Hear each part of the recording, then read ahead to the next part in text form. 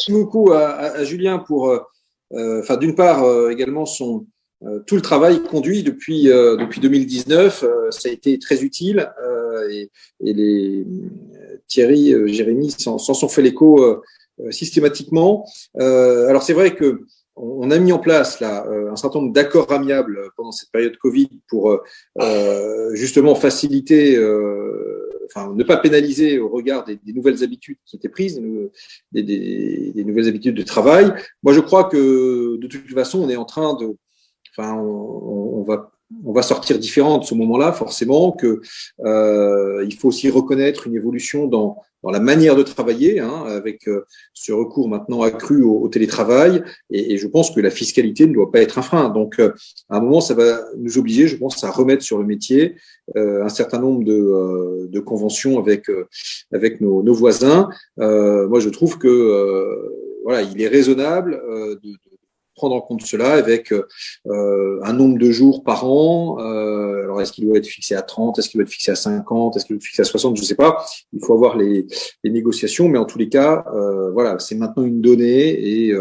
et donc la fiscalité doit aussi s'adapter à ça et pas l'inverse. C'est pas nos vies qui doivent s'adapter à la fiscalité, c'est la fiscalité qui doit aussi tenir compte de l'évolution de la société.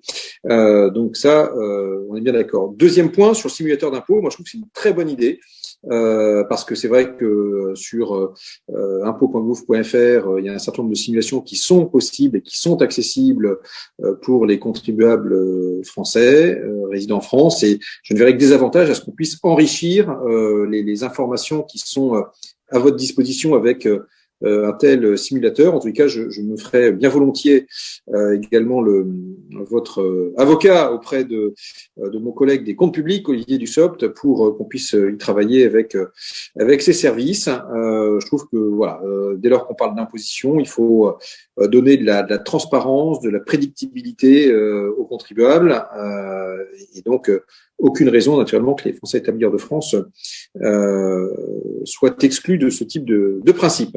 Et puis enfin, c'est vrai que du point de vue du chômage, on voit bien les différences qui peuvent exister selon les systèmes, et la France, je crois, soutient justement d'ailleurs cette position selon laquelle quelqu'un qui a cotisé en France doit pouvoir toucher son chômage en France ou dans un autre, et vice versa dans un autre pays.